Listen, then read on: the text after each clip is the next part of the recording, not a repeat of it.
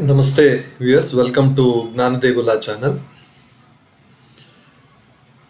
We are going through the meanings of Bhaja Govindam stotras or Bhaja Govindam shlokas, which are composed by Sri Adi Shankaracharya. These shlokas are highly philosophical and they are filled with lot of loaded with full meaning, loaded with full philosophical meaning.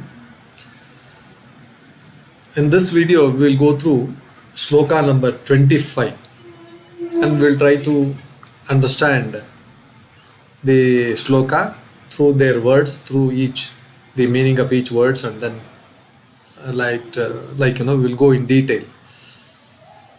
So, Vistara Purvaka, we will try to understand this. The shloka goes like this. Shatrau mitre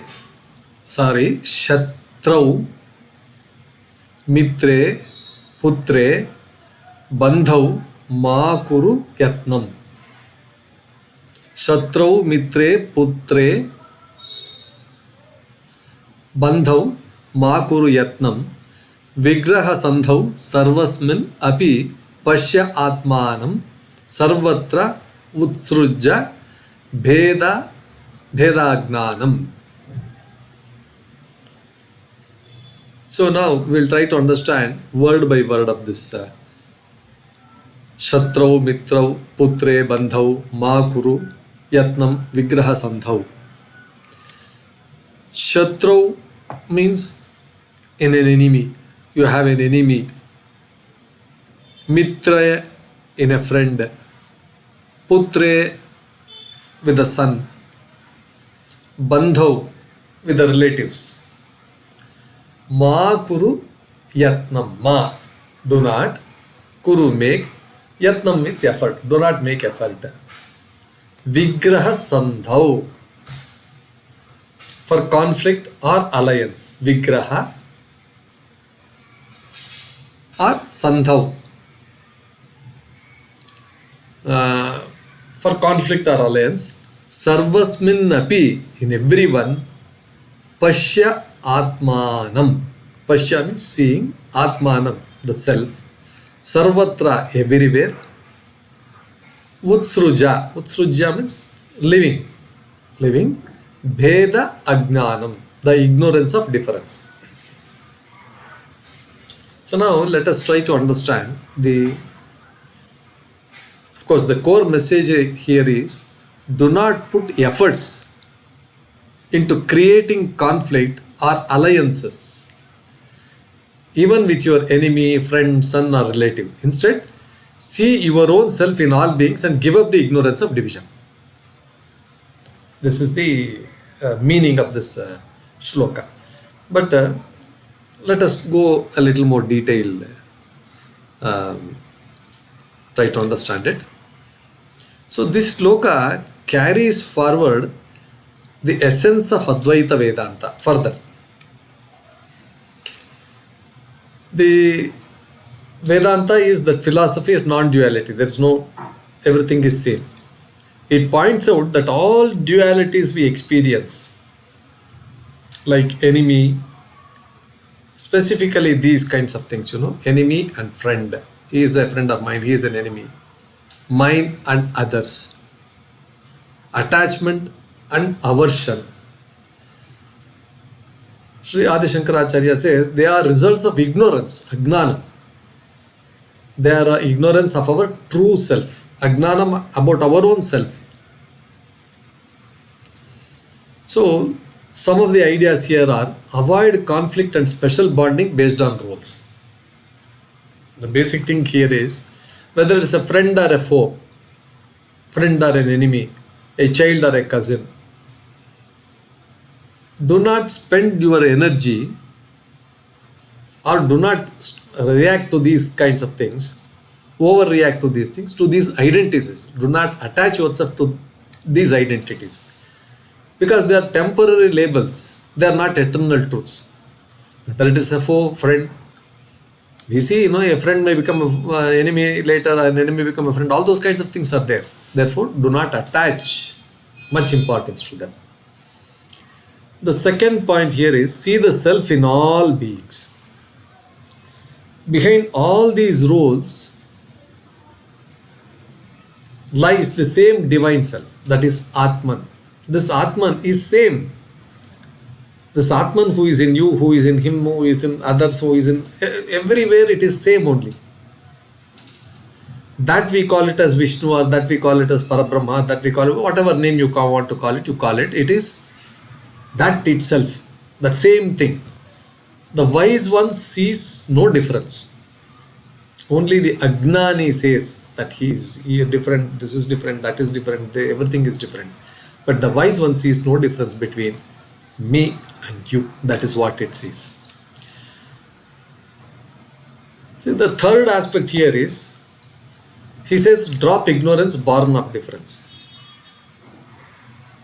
See, that is our tendency. Usually the tendency is to see mine versus yours. There are always two things here. One which is yours, the other which is not yours. Which is us, which is them. There is always duality here because it comes from Bheda Gnana. Bheda Gnana. Bheda ignorance of unity. Bheda Ajnana.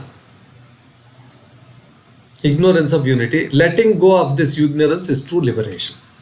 This is the three points they are discussed here.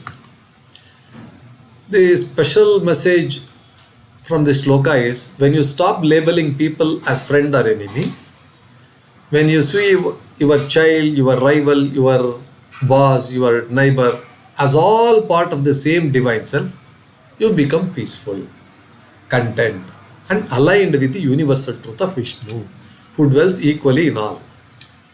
Such a simple, a very simple shloka, he has fully, completely, he has given this thing. See, the modern relevance here is, in a world where there are a lot of divisions, social divisions, political divisions, religious divisions, depending upon area.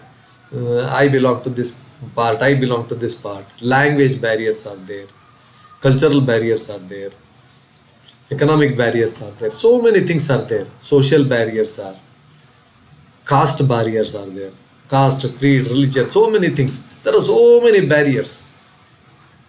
Because of these barriers, there are a lot of divisions, and these divisions are deepening. This shloka is a timeless medicine, timeless truth. It tells us, stop trying to win or please. Let it be whatever it is. Just be. Look past people's roles and see the light in all. See that Vishnu in all. This is not weakness or passivity. It is the boldness in seeing the truth, which leads to true strength and peace. So we can summarize this thing, like aspect and the message given in this shloka. If you consider this aspect as conflict and alliance, don't spend your effort, don't spend your energy in labeling or dividing people. Just as now we have been dividing, people based on caste, religion, sex, so many things. We are dividing people. The real vision, the aspect here is, see the self Atman in everyone. See that essence of that life, essence, Atman in everyone. And the aspect of true knowledge, let go the ignorance that creates difference.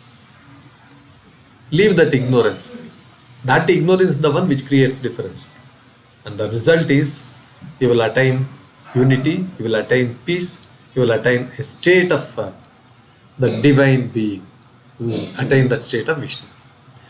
So with this, we conclude this episode on this shloka. I hope this was quite interesting. Please like, share, and then subscribe to my channel. Please post your comments after having gone through the video completely. Thank you.